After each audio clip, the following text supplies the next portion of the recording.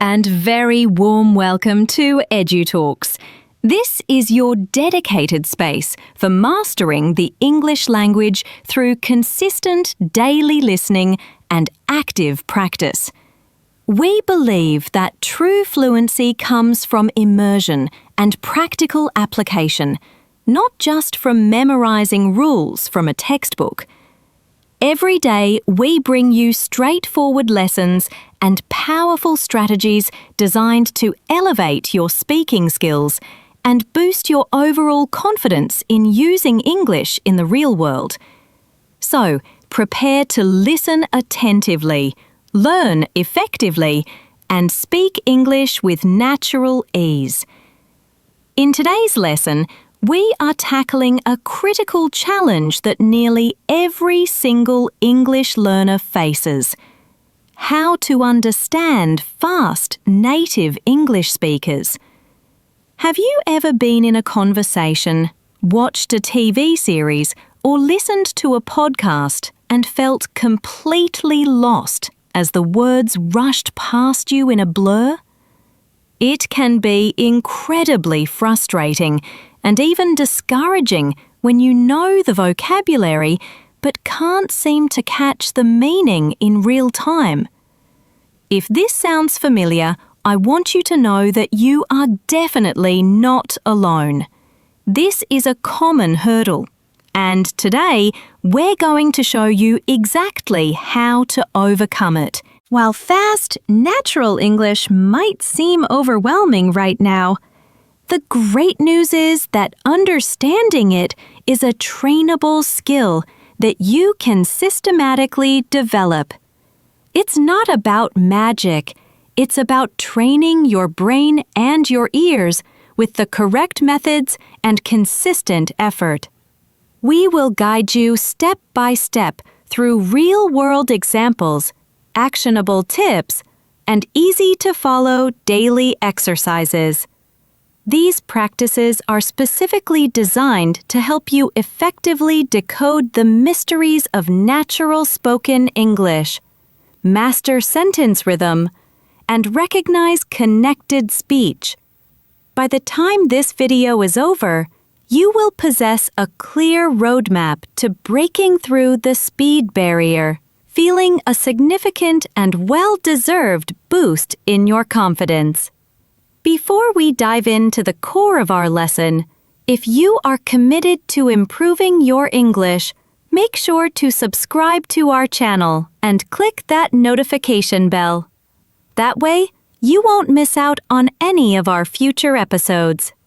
Now, grab a notebook and a pen, and let's officially begin this transformative journey together. Understanding fast native English speakers can truly feel like you're standing on a platform as an express train blazes past. You know it's a train. You hear the noise. You feel the wind. But you can't possibly make out the details of any single car. It's just a blur of sound. You hear the sounds of English, but they blend together. Words seem to be skipped entirely. Sentences just run into each other. And by the time your brain finally latches on to a word you recognize, the conversation has already moved 3 topics forward. Please know this. If you feel this way, it is not your fault. This is perhaps the most common and frustrating hurdle every single English learner faces, especially when they move from the controlled, clear environment of a textbook or classroom into the real, messy, fast-paced world of native-level English. But here is the absolute truth, and I want you to remember this. Fast English is not impossible to understand. It's not a secret code. It is simply different from the English you learned in school. The English you studied was likely citation form English, where every word is pronounced clearly and separately. But that is not how people talk. Native speakers speak with a distinct musicality and rhythm. They use contractions, yes, but more than that, they link words together until they sound like one long new word. They reduce or swallow sounds that they deem unnecessary for the meaning. And they speak with emotion, which changes the speed and tone of their words. What you need to bridge this gap is not just more vocabulary or more grammar rules. What you need is targeted exposure, a new level of awareness of how these sounds change, and consistent daily practice of these new patterns. And that is precisely what we are going to work on together in this lesson. First, let's break down why native speakers sound so fast. It's not because they are intentionally trying to be difficult or exclude you. It is simply the natural evolution of a language. It's about efficiency. When people are fluent and completely comfortable in their native language, their speech flows. Words get connected, compressed, and smoothed out to make communication faster and require less effort. This natural speed is built on 3 main pillars that we will master. Pillar 1 is connected speech, or linking. Pillar 2 is reductions, or weak forms. And Pillar 3 is rhythm and stress. Let's briefly introduce them. Connected speech is what happens at the boundaries between words. Instead of saying an apple, a native speaker will naturally link the consonant N to the vowel A and say an apple. It becomes one smooth sound. Instead of I have to go, they might link them and even change a sound, saying I have to go. These links are everywhere, and they are the primary reason why it's so hard to tell where one word ends and the next one begins. Next are reductions. This is the swallowing of sounds, particularly for small, functional words. A native speaker will almost never say, I am going to the store for a cup of coffee, with each word getting equal time. They will reduce those function words. You will hear, I'm going to go to the store for a cup of coffee. The words to, for, and of are reduced to simple, unstressed sounds. Ta, fur, and Your brain is listening for to and of, but it only hears ta and so it misses the word completely, even though you know it. Finally, and perhaps most importantly, is rhythm and stress. English is what linguists call a stress-timed language. This means the rhythm is not based on the syllables, but on the stressed words. We rush through the small, unimportant words, like to, of, in, and we slow down and emphasize the important, meaning-filled words, like nouns, verbs, and adjectives. This creates a da-da-da-da-da musicality. When you learn to listen for this beat, to catch the stressed words, you can suddenly understand the core meaning, even if you miss the small words in between. Understanding this rhythm is the ultimate secret to breaking the speed barrier. We aren't just learning words, we are learning the music of English. Now, let's take a much deeper look at those first 2 pillars, connected speech and reductions. Mastering these is the technical foundation for training your ear. You have to learn to expect these changes. Let's start with connected speech or linking. There are several types, but we will focus on the most common ones. The first is linking a consonant to a vowel. This is the most basic and frequent link. When a word ends in a consonant sound and the next word begins with a vowel sound, they join together and sound like one word. For example, come on in becomes ka-ma-nin, or turn it off becomes turn-it-off, or I need an apple becomes I need an apple. Let's practice that. Repeat after me slowly. Turn it off. Now, let's link it just as a native speaker would. Turn it off. Turn it off. Can you hear how it's one smooth phrase, not three separate words? The second type of linking is when a word ends in a vowel sound and the next word also begins with a vowel sound. To make this smoother, native speakers often insert a tiny Y or W sound between them. We call this intrusion. For example, in I agree, there is a Y sound inserted. I agree. In go out, there is a W sound inserted. Go W out. This is perfectly normal and happens all the time. The third type is the most challenging, assimilation.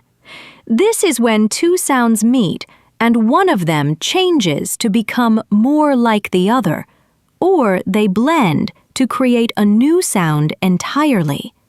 This is why did you sounds like did you. The D and Y sounds combine to make a J sound. Or want you becomes want you. The T and Y combine to make a Ch sound. Here are more. Could you becomes could you. I'll meet you becomes I'll meet you. This year often becomes this year. Let's practice one. Say, what did you do? Now, let's say it fast, with assimilation. What'd you do? What'd you do?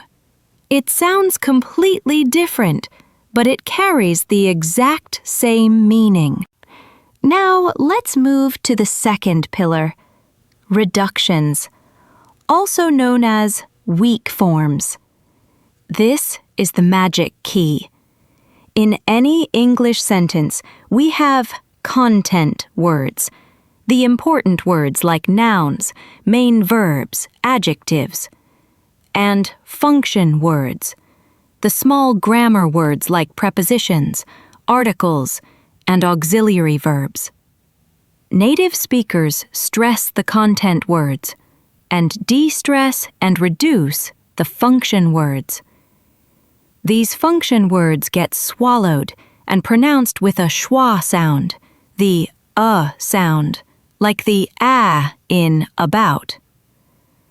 Let's look at the most common reductions you must learn to hear. To becomes ta. I went to the store.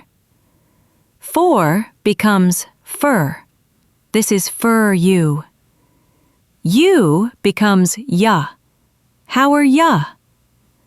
Your becomes your. What's your name? Can, the ability, becomes kun. I can help. Are becomes They are coming. Becomes I saw a cat. Of becomes of or just a cup of tea or cuppa tea. And becomes un or just n, bread and butter. At becomes ut, he's at home. Let's try a full sentence practice. I will say it slowly first, the textbook way, and then naturally and fast, the real world way. Slow. What are you going to do? Fast. What are you going to do? Let's break that down. What are becomes Whaddaya, assimilation and reduction. Going to becomes gonna, a standard reduction. Do is a content word, so it stays clear. What are you gonna do? Practice repeating that. What are you gonna do? Let's try another one. Slow. I have to go get some of them. Fast. I have to go get some of them. Breakdown.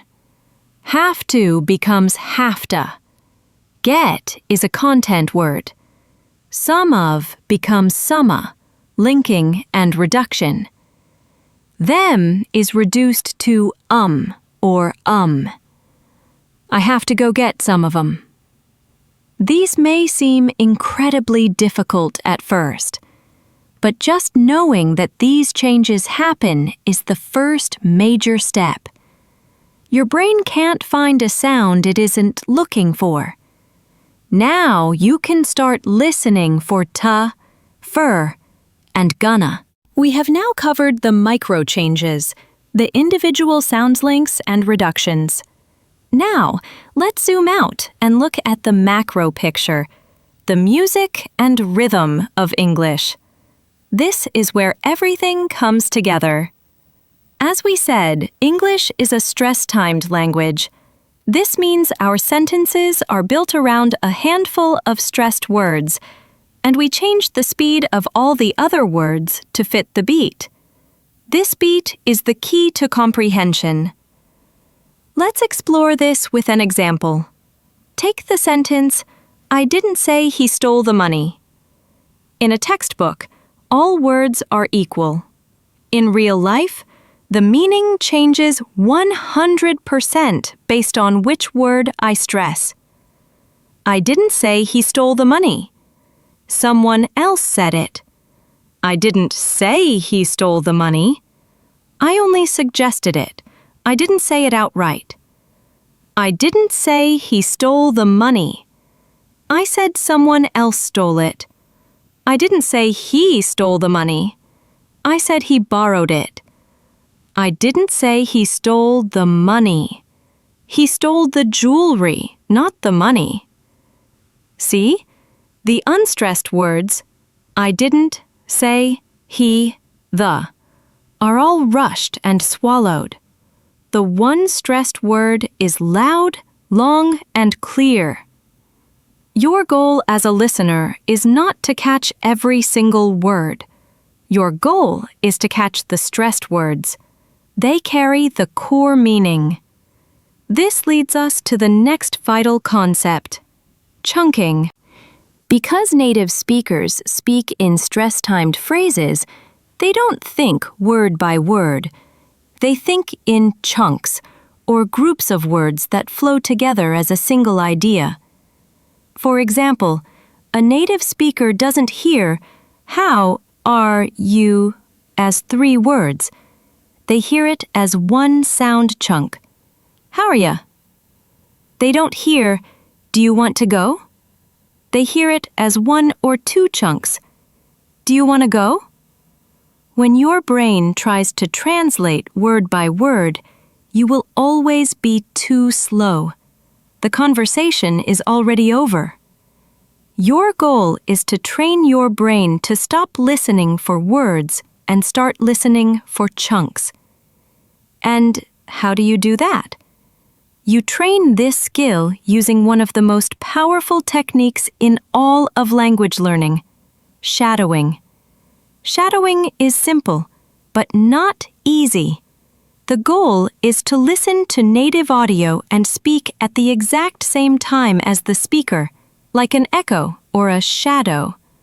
You are trying to copy their pronunciation, their speed, their rhythm, their stress, and their emotion perfectly. This is one of the most powerful ways to improve your listening and your speaking at the same time. It builds a direct neural link between what your ears hear and what your mouth produces. It trains your mouth to move like a native speaker and your brain to anticipate native-level patterns. Here is a simple 3-step way to start shadowing. Step 1. Shadow with subtitles. Choose a short video clip, just 1 or 2 minutes, from a movie, a TV show, or a YouTube video. Put on the English subtitles. Play the video and try to read the subtitles aloud at the same pace as the speaker. Don't worry if you fall behind. Just jump back in. The goal is to match the rhythm and music. Step 2. Pause and repeat. Now, use the same clip. Listen to one sentence or one chunk. Pause the video. Immediately, try to repeat that chunk exactly as you heard it. Try to copy the emotion, the stress, the links. Did they say, "What are you doing?" or "What you doing?" Say it the way they said it, not the way it's written. Step 3. Blind shadowing. This is the final, most advanced step. Play the audio without any subtitles.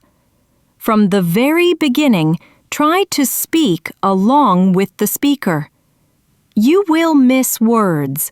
You will get confused. It will feel messy. That is normal. This is an intense workout. But by forcing your brain to keep up, you are training it to process English in real time, without translation. Doing just 5 to 10 minutes of focused shadowing practice every single day is more effective than listening to an hour of passive English podcasts. It is active, it is difficult, and it works. We have covered the how, linking, reductions, and the rhythm, stress, chunking. Now, let's talk about the what, the specific, practical exercises you can do every day to build these skills in the real world. Real-world English, the kind you hear in cafes, on the streets, or in movies, is not clean. It's full of slang, informal expressions, and natural messiness. You'll hear, "I'm gonna head out," instead of, "I am going to leave," or, "Wanna grab a bite?" instead of, "Would you like to get something to eat?" Your textbook can't prepare you for this, but active listening practice can. One of the most effective methods to test and train your ear is called dictation practice. This is like a high-intensity workout for your listening muscles. Here's how it works. 1. Choose a short audio clip, a podcast, a news report, a movie line that has a transcript or subtitles. 2. Play one sentence, just one. 3. Listen carefully and try to write down exactly what you hear. Don't worry about spelling, just write the sounds. 4. Play it again, and again, 2 or 3 times. Fill in the missing parts. Try your best to get 100% of the words. 5. Finally, compare what you wrote with the official transcript. This exercise is powerful because it reveals the exact gap between what you think you hear, or what you expect to hear, and what is actually said. You will instantly see which words are difficult for you to catch. You'll notice you missed the of in cup of coffee, or that you wrote I should have when the speaker said I shoulda. Dictation practice forces your brain to pay attention to those tiny, reduced function words that so often disappear in fast speech. Another powerful method is what I call the listen and imagine method. This practice helps you bypass the translation part of your brain entirely. When you listen to your native language, you don't translate. You just understand. You see pictures and feel emotions. You need to train your brain to do this in English. When you listen, instead of trying to catch every single word, try to build a mental movie of what's happening. If you hear someone say, "So, I was running late for work, spilled coffee all over my shirt, missed the bus, and had to call a ride," don't focus on spilled or shirt. Instead, picture it. Imagine a person looking at their watch, the dark coffee stain, the bus pulling away.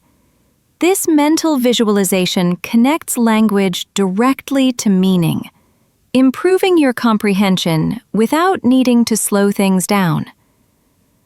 Now, let's address a big challenge: unfamiliar accents. Not all native speakers sound the same. American, British, Australian, Scottish, Irish, Canadian, and that's not even counting the hundreds of regional accents within those countries. If you only ever listen to one type of accent, like Standard American, your brain will be trained to expect only that, and you will feel completely lost when you hear someone from London or Sydney. The solution is simple: varied exposure. Make it a point to listen to different accents regularly. Watch a British TV show one day, an Australian YouTuber the next, and listen to a podcast from an Irish host. This accent flexibility will make your brain more robust and adaptable. Finally, at this point, it is crucial to talk about patience and mindset. Understanding fast English is not a skill you master overnight. It is a long journey, and it's perfectly okay if you don't understand everything right away. The key is not to give up.